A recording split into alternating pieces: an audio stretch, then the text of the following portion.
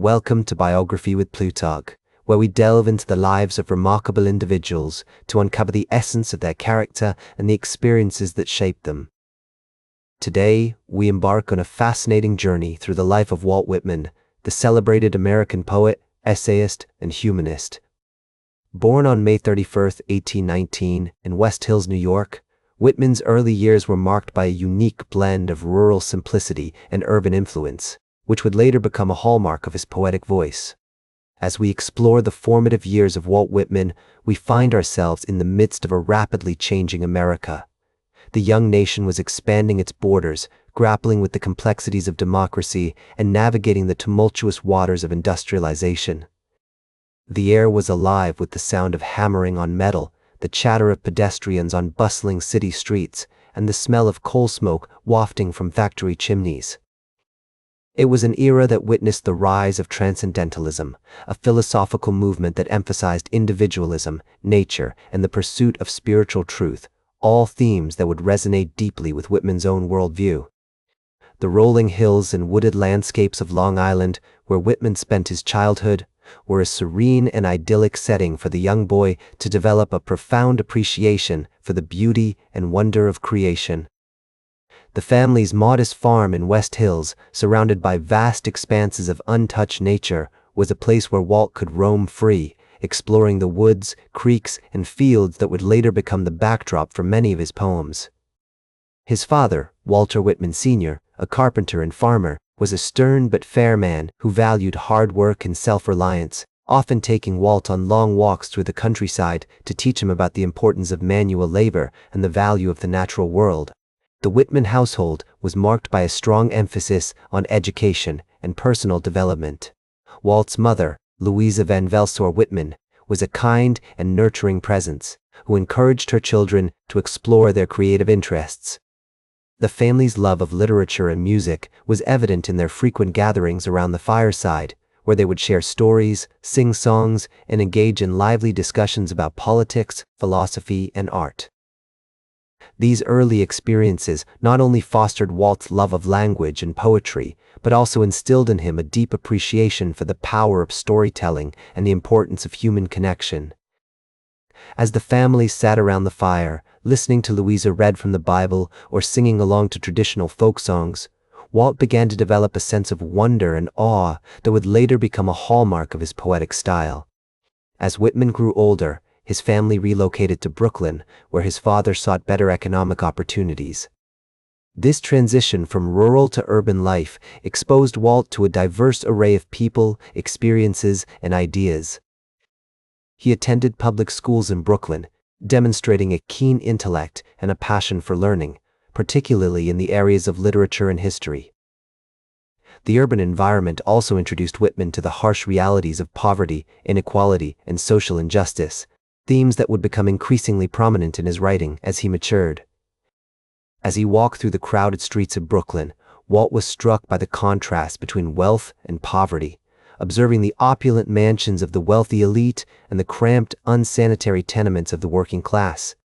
The Whitman family's new home in Brooklyn was a small, unassuming house on Portland Avenue where Walt shared a bedroom with his younger brother, George. Despite the challenges of urban life, the family maintained their love of learning and culture, often attending concerts, plays, and lectures at the nearby Brooklyn Institute. These experiences broadened Walt's horizons, introducing him to new ideas, art forms, and perspectives that would shape his future writing. As he navigated the complexities of city life, Whitman began to develop a unique perspective on the world, one that blended a deep love of America with a critical awareness of its flaws and contradictions. As we follow Whitman through his teenage years, we find him working as an office boy, then as a teacher, and eventually as a journalist. All positions that allowed him to hone his writing skills, develop his critical thinking, and engage with the world around him. His early writings, though largely forgotten today, reveal a young man grappling with the big questions of life, identity, purpose, and the search for meaning in a rapidly changing world. The seeds of his future masterpiece, Leaves of Grass, were already being sown in these formative years, As Whitman began to explore the possibilities of free verse poetry and the potential of language to capture the essence of the human experience.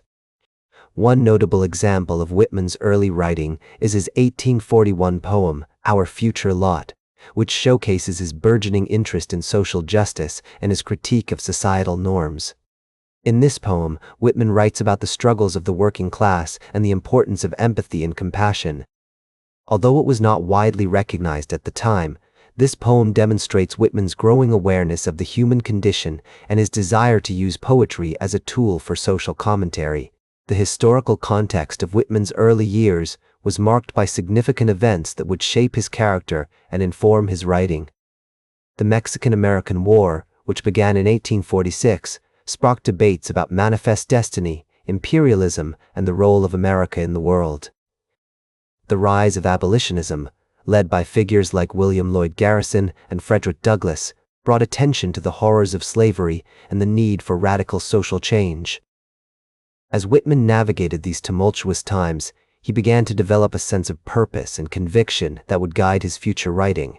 As Walt Whitman's journalistic career flourished, he became increasingly drawn to the world of literature, particularly poetry.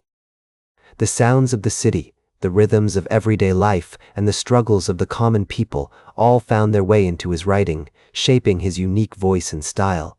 In 1855, he self-published the first edition of Leaves of Grass, a collection of 12 poems that would become his magnum opus.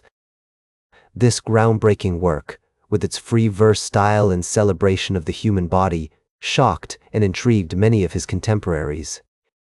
The poem, Song of Myself, which opens the collection, is a sprawling, fragmented masterpiece that explores themes of identity, nature, and the interconnectedness of all things.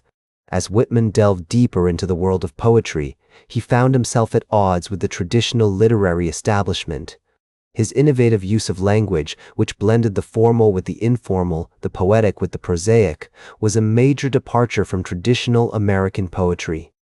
He drew inspiration from the streets, the markets, and the people of New York City, crafting a unique voice that was both deeply personal and profoundly universal.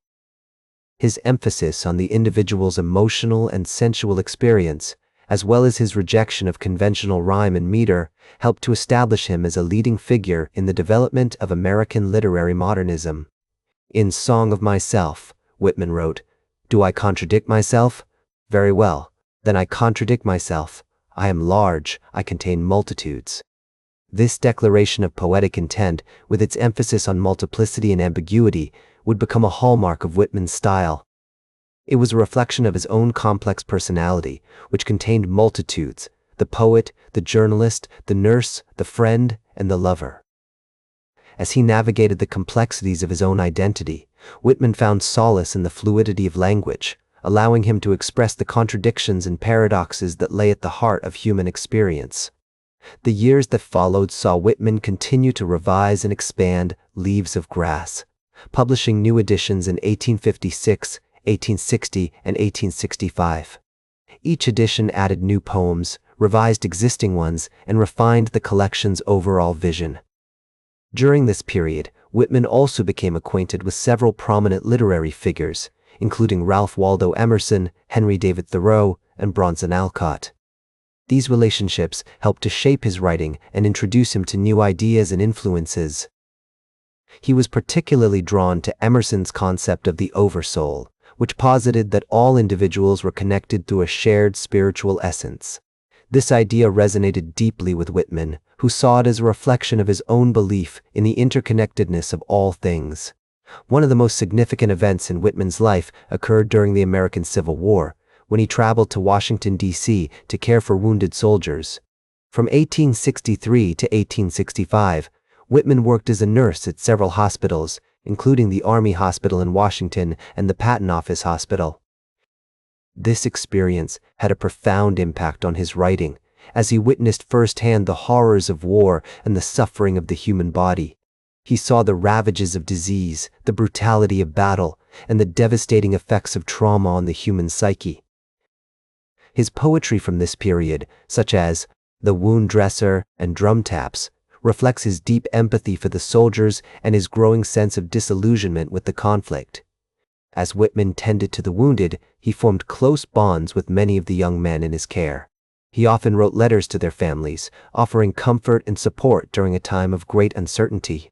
These experiences would later be reflected in poems like "O Captain, My Captain," which mourns the death of President Abraham Lincoln and explores themes of loss, grief, and national identity.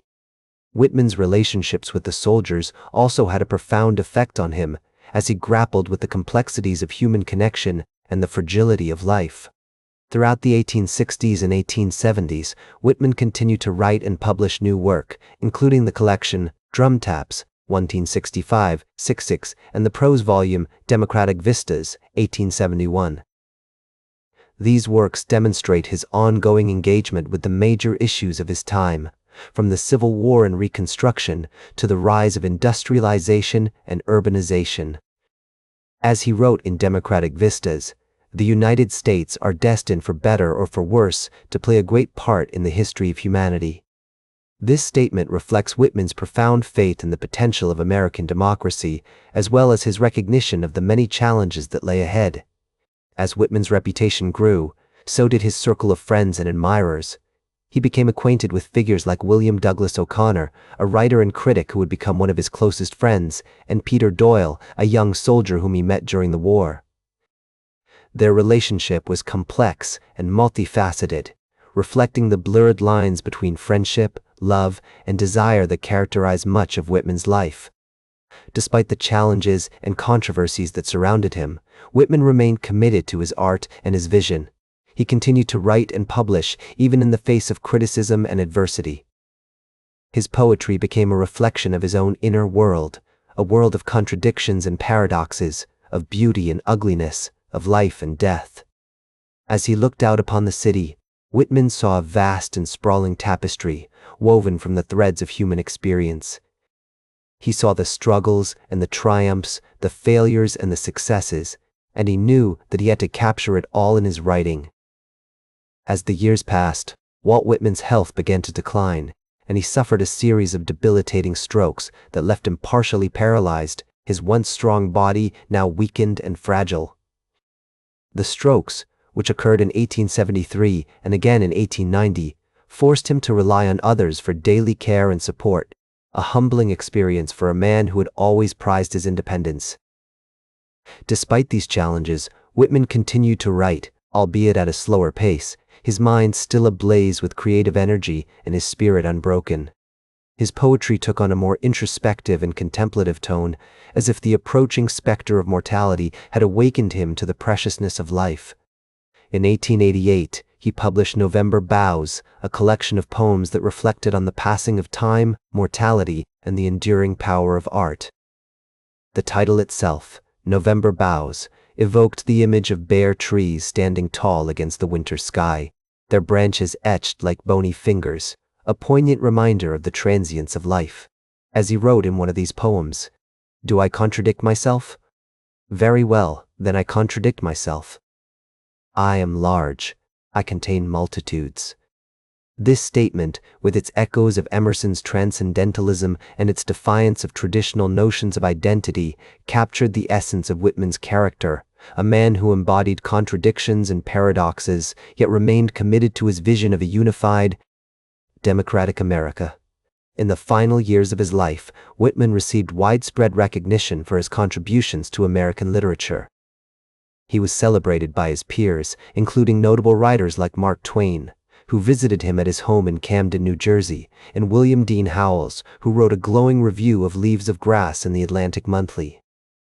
His poetry was translated into several languages, including French, German, and Italian, introducing his unique voice to readers across the globe. In 1890, he published Goodbye My Fancy, a collection of poems that would be his last major work, a swan song that distilled the wisdom and experience of a lifetime. The following year, on March 26, 1892, Walt Whitman passed away at the age of 72, surrounded by his friends and family, including his sister-in-law, Mary Davis Whitman, who had cared for him devotedly during his final years. His death marked the end of an era, the passing of a poet who had embodied the spirit of American democracy and creativity.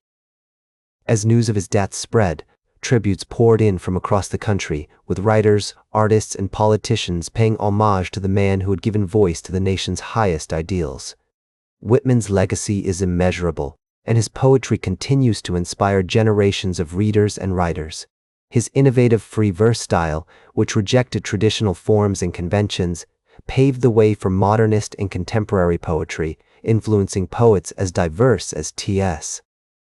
Eliot, Langston Hughes, and Sylvia Plath. His celebration of the human body in all its beauty and complexity helped to break down social and cultural barriers, promoting a more nuanced understanding of human experience.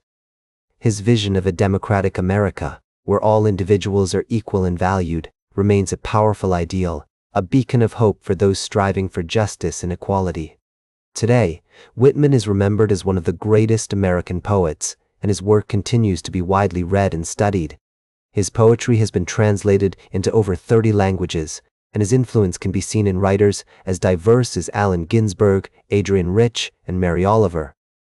His poetry, with its emphasis on empathy, compassion, and the interconnectedness of all things, offers a vision of human possibility that is as relevant today as it was during his lifetime. In his later years, Whitman's home in Camden became a pilgrimage site for writers, artists, and intellectuals who came to pay their respects to the poet and seek his counsel. One such visitor was the young poet, Horace Traubel, who would become one of Whitman's closest friends and biographers.